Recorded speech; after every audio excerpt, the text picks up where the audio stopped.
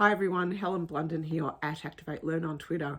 It is time for another book review, and this time round it is one book from an author I found this year, and of course it's a library book, and the author is Niccolò Ammaniti, and the book is called I'm Not Scared. Now, if you're thinking, I recognise that name, Helen, well, the thing is, you may have seen a previous book review of mine where I reviewed another book of his, also excellent as well.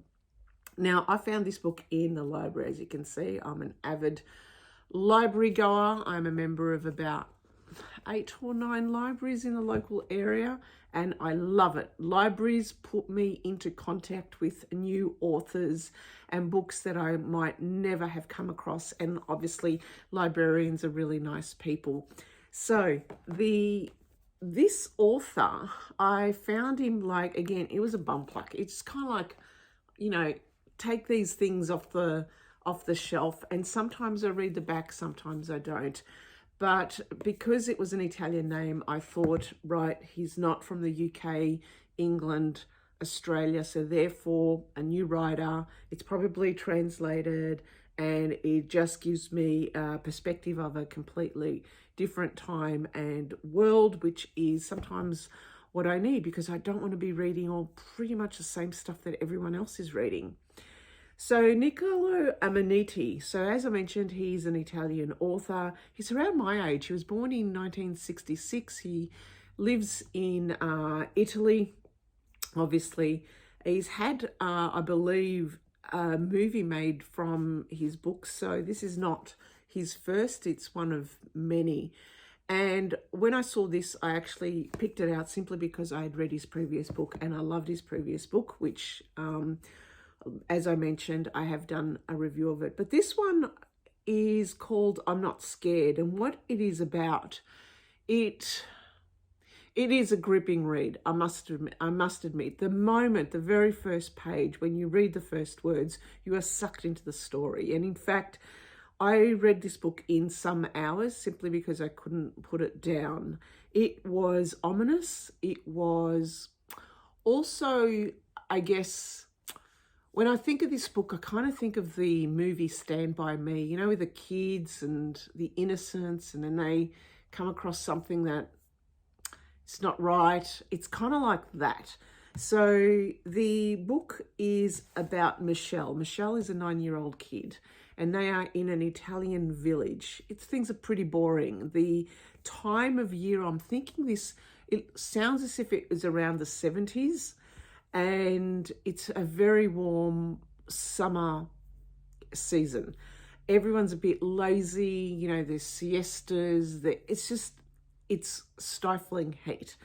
But it recounts a story of Michele and his friends, a mix of boys and girls, and what they do in those summer days. And kind of like, you know, as kids, you know, you get on your bikes and then you go out into the fields and the forests or whatever, and you just make discoveries and things like that. So there's a lot of fun and innocence initially in this book. But, you know, there's always a bully in that group, isn't there? And the bully's called Skull, and Skull sets up a challenge with the group. And poor little Michele decides to take on this challenge as opposed to one of the girls doing it. And in this challenge, he discovers something. They discover an abandoned house, and Michele has to go through that abandoned house, and he finds something that kind of makes your heart stop when you read it. Now, unfortunately, Ammaniti's books are such that you can't say anything more, or else you're going to actually divulge the storyline. And this discovery happens quite early in the book. So unfortunately, I can't say any more because it effectively then gives the entire plot away. But when he makes this discovery, you then start rooting for him, and you say, come on, Michele, you've got to stay strong with this. You've got to say something to someone. But at the same time, as the story unfolds, you realize if he says something, he's going to get a whole heap of people into trouble. So the book itself is all about, I guess, the themes of innocence, the themes of adults not being who they portray themselves to be, the fact that there's evil in the world and it's disguised as good, and also a mistrust of anyone. It plays into the themes of friendship and betrayal, a fear, big fear, trust, but also something that obviously probably a lot of Italians had gone through with regards to evil forces that are amongst themselves, and how in small villages the gossip and the cover-up is quite strong. Now, some of the things in this book that I need to warn you about is there is animal cruelty, there is also child abuse. I'm not going to say but, because when I think about the period that this was written in, I guess it's about the 70s, where I guess how adults presented themselves to kids were a lot harsher. They slapped them around a bit, they hit them, and it was kind of considered normal. So if this is offensive to you, then I'd say don't read this book. Reading this book for me, when I read it, it kind of reminded me of my childhood years.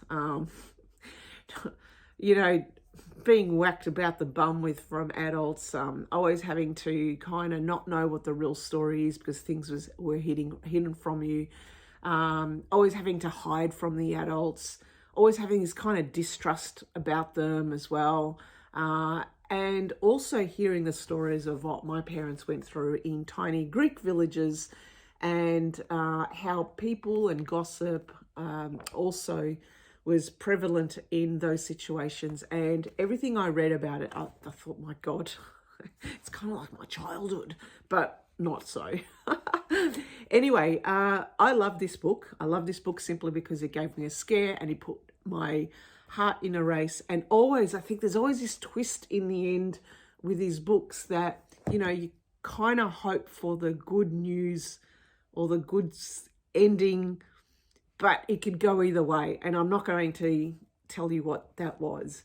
So there you go, Niccolò Ammaniti, I'm Not Scared. It's a brilliant book. It's highly recommended if you want to be sucked into a storyline and also get into authors that people in your country, maybe in Anglo-Saxon countries like UK, Australia, England, are probably not reading as much, but should.